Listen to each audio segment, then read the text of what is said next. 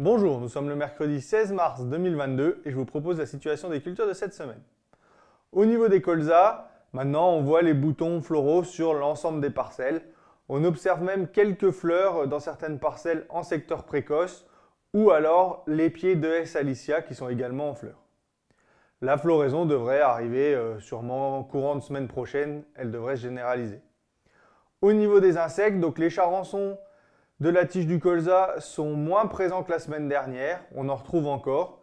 Donc si jamais il y a eu des arrivées de charançons en fin de semaine dernière, on peut prévoir l'intervention cette semaine.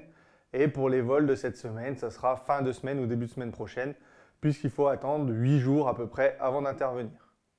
En ce qui concerne les méligettes, elles sont également présentes.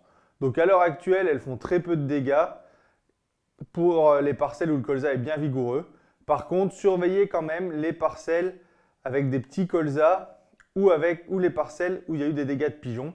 Donc là, il faudra peut-être prévoir une intervention si on est à plus de 4 méligettes par pied. Pour les autres colzas, pour l'instant, il n'y a pas besoin d'intervenir puisque la pression est quand même assez faible. Si ce n'est pas encore fait, vous pouvez également solder l'azote sur les parcelles de colza. Au niveau des céréales d'hiver, donc le redressement se poursuit. Pour les orges d'hiver, le stade épi à centimètre est atteint dans les secteurs les plus précoces et il devrait se généraliser courant de semaine prochaine. Donc là, pour les escourgeons, pareil, profitez de l'humidité avec les pluies des derniers jours pour solder l'azote. Au niveau des blés, donc là, le redressement se poursuit. On a quelques décollements d'épis.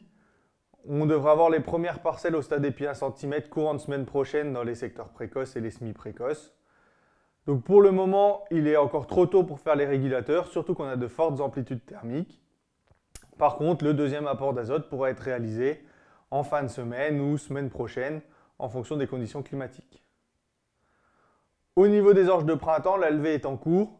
Donc là, le principal ravageur à surveiller à l'heure actuelle, c'est le puceron, qui peut entraîner des dégâts avec la jaunisse nanisante de l'orge.